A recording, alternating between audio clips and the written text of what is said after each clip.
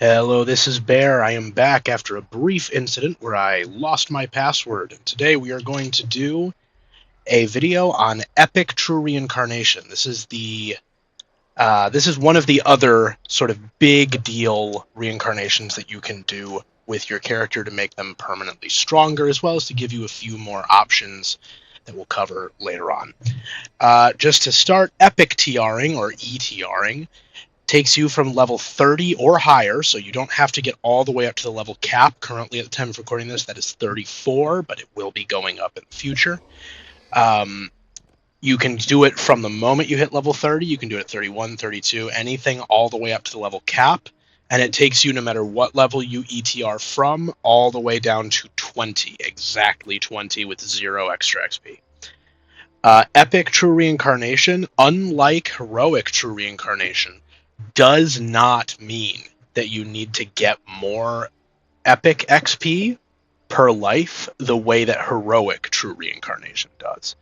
It is not the same kind of like incremental advancement system in terms of how much you're going to need to re-level. However, unlike heroic true reincarnation, the game doesn't fully reset you. It does not reset quest completions. This is kind of also an upside, but the primary problem is your first time bonuses. So if I open up my adventure compendium and I start scrolling down, this is a list. Oh, I should have actually put it up to epic sorting. This is a list of all the quests that I have completed on this character. All the ones that say epic elite, if I ETR'd, would not be eligible to give me first time XP bonuses that I got the first time I went through.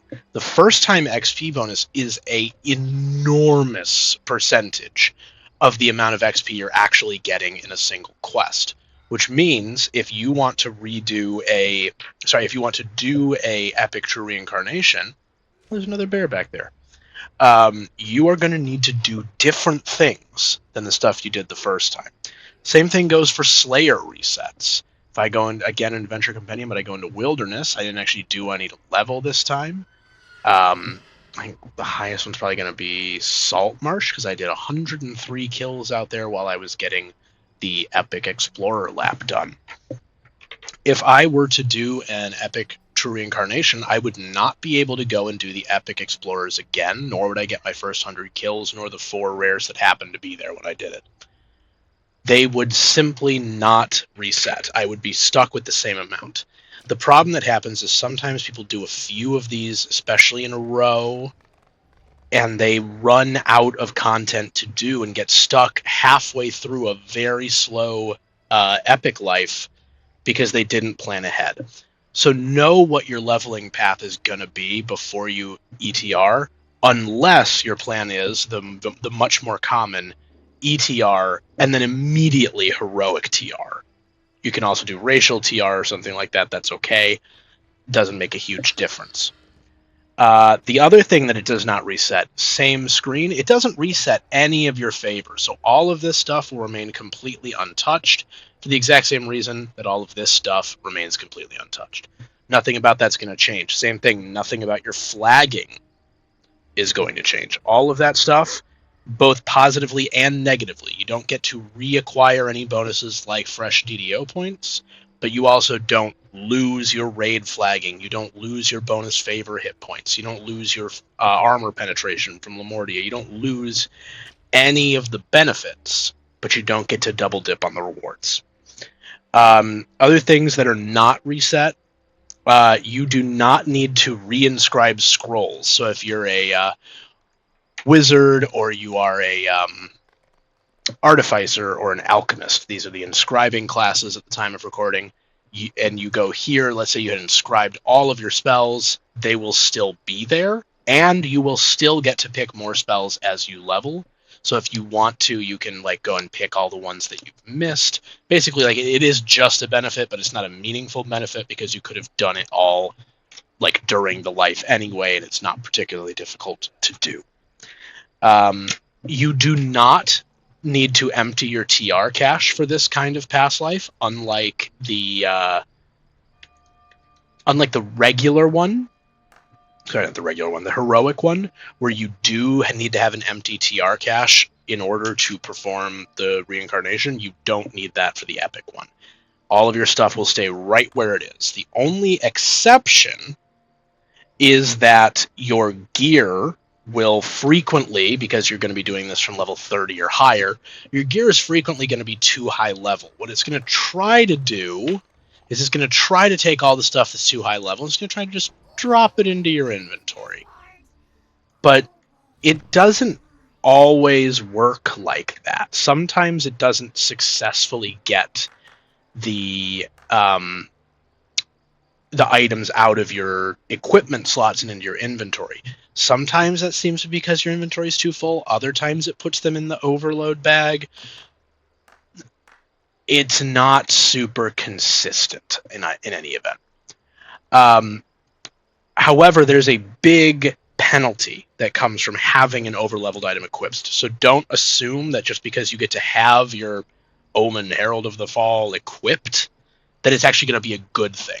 Because you're not going to be attacking like this anymore. What you're going to be attacking like is if someone took a level 1 character and like divided it by like 3. I don't know the actual math on it, but it's really, really bad.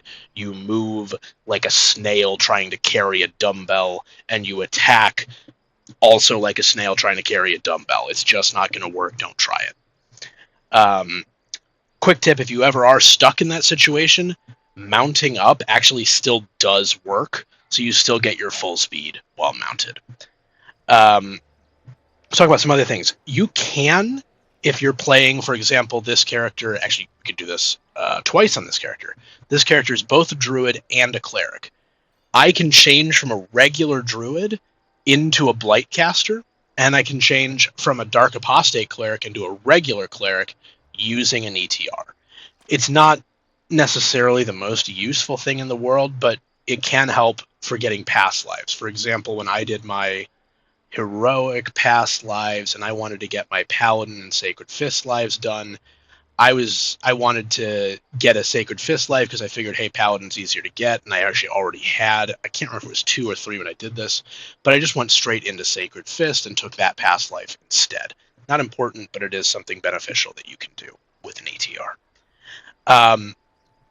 Additionally, ETR, because, I'm going to jump back for a second, because it does not reset your first time bonuses, it also doesn't reset your first time Reaper bonuses, so you're not like just skipping out on Reaper, skipping out on the heroic section of a TR in terms of Reaper first time bonus resets. Let's talk about a problem with ETR. You have to fully rebuild your character. That can be beneficial if you, for example, like played a melee all the way up to cap and then ETR'd into a thrower build so you don't have to level a thrower as much, since it really sucks to level a thrower. But for the most part, most of the time, people don't actually want to rebuild their character from scratch. They want to play the exact same thing that they were playing. And unfortunately, the ETR system, it's coded like a lesser reincarnation, which means that you have to fully rebuild absolutely everything from scratch, even if you don't want to change anything. So it is important to know what you are going to be doing and what you're going to be taking at what level, making sure your stats all line up and everything before you click the button, because you can get stuck on a bad build if you screw it up during the 10 minutes it takes you to re-level the character. Let's talk about like what you actually get, though, because we talked a lot about in like the heroic one, we talked about like all the past lives. I'm not going to do that for this one because I think that's going to take too much time. I'm just going to quickly go over, I'm past it, conceptually what's going on here. So this is the epic past lives section. I don't have quite all of them, but I have the vast majority of them. These are divided up into 4 spheres. The spheres are arcane, primal, divine, and martial. Of these spheres, for example, if I go here to ancient power, this is a primal past life. It says right there in primal past life stance. Each individual feat has a unique stance. That stance can be stacked up to 3 times. For this one, it's +2 to attack, and if I'm two-handed fighting, +2 to damage. per stack. So when you get all three, it's +6 and maybe +6 depending on your fighting style. You can only have one of these stances from your sphere at a time. So if we come over to my sidebar over here, I've got my Martial Double Strike, I've got my Arcane Enchant Weapon, my Divine Ancient Blessings, and then Primal I actually have 2 here. I don't really use this one at cap at all, but for leveling it's not bad just for quick and passive sustain. I really only use this one. This would probably come off my bar for right now. But I've got this Ancient Power here, and those are the 4 that I'm using right now. And so then you might wonder, like, okay, for example, this block energy is plus 10% damage absorption against the basic elements while you're holding a shield while you're blocking, not holding a shield, while you're blocking. What if I never block? Why do I ever want to pick that one up? It seems like garbage. I'd never turn it on. Well, there's also a passive bonus, which you can see on the bottom half, which says, for this one, +3 physical resistance per stack of this past life feat. That is going to be the same for all past life feats in its sphere. So all the divines give +3 PRR per stack. And they stack with each other. So if your sphere has, for example, like Divine has 4 different stances, each with 3 stacks, each one giving 3 PRR, that's 36 PRR. And you can get that at level 1. It's a huge bonus. It is a huge bonus. I am going to go over what all the passives are, because I do think that that's kind of a good thing for people to be aware of. I think too many people overlook the passive bonuses and look at just these kind of big numbers. Crazy. Oh, this like the stances are kind of like sexy, and the passive bonuses are like actually doing all the fucking work. Right? So we already talked about the Divine one is +3 to PRR. This one here is an Arcane sphere. They all give +1 absorption of all the primary elements per stack. There are 5 times 3 times 3. Or sorry, 5 times 3. They're times 1. They're not 3% each. 15% absorption of all elements on top of something like your Greaves of Warding. That is a crazy amount to be taking off passively, again, from level 1. Let's find a Primal one right here. Actually, this is actually a great section. I've got them all right next to each other. Primal one right here. We're back to Ancient Power. This one and the Martial one are a little bit different because they scale with your level. It's not a flat bonus you spawn in with. It does have a component that is flat, but overall, it's a scaling benefit. All right, we can read this part right here. It says, for each stack of the past life feat, you gain +3 maximum HP, which is that kind of first part that you get at level 1, plus an additional +4 maximum HP per 10 character levels. So as you level, you get these extra hit points rolled in. Altogether at cap, that's going to put you at an extra +15 per stack, with 3 stacks per stance, which takes it to 45, with a total of 4 different stances. 45 times 4 is 180, so this is worth, in the Primal Sphere, a total of 180 bonus hit points at cap. Again, it's a big number for a passive bonus that you're not expending anything other than the work to get the TRs.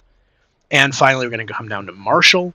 Martial gives you +2 AC when you spawn in, and an extra 1 per 10 character levels, which means +5 per stack at level 30. Total of 5 per stack, 3 stacks per feat, and 4 stances in total. That gets us up to a total of 60 armor class at cap. Now, obviously, armor class is scaled quite a bit compared to a lot of the other stats. So 60 isn't as crazy as it sounds, but it is still crazy. The other thing to keep in mind, from level 1, this is an additional 24 AC. Right, if you have all of them, it's 24 at level 1. Nothing really hits you at low levels unless they're critting. So it's a huge leveling bonus, even if it's not super relevant to most characters other than AC tanks in the end game.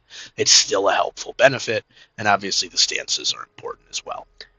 Let's also talk about what every ETR gives you. which is for every 3 lives, every 3 epic lives, you gain an additional fate point. Fate points are those weird little extra peripheral guys. Each one gives you 2 hit points and 1 spell point. Doesn't sound like much, but every 3 fate points gives you another destiny point. Destiny points, as a reminder, are like your action points, but for the epics, they're all the stuff you're spending up in these trees over here. Which means that for every 9 epic past lives, you're just getting a free destiny point forever, right? That is a crazy big benefit. On top of that, there's the epic completionist feat, which is currently available to get up to 4 times. I'm going to actually scroll down to my epic completionist right here.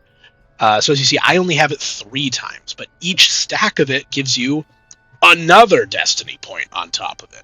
So for every 12 past lives you get another destiny point that's separate from the one you get every 9 past lives. So you can see how, like, as you get a lot of these, it starts opening up a lot more available options in your endgame builds. With that being said, this is going to be the end of the Epic Past Lives video. Hopefully this is helpful. And if you have any requests for other information that you would like to see me do a video about, please let me know. Have a good day.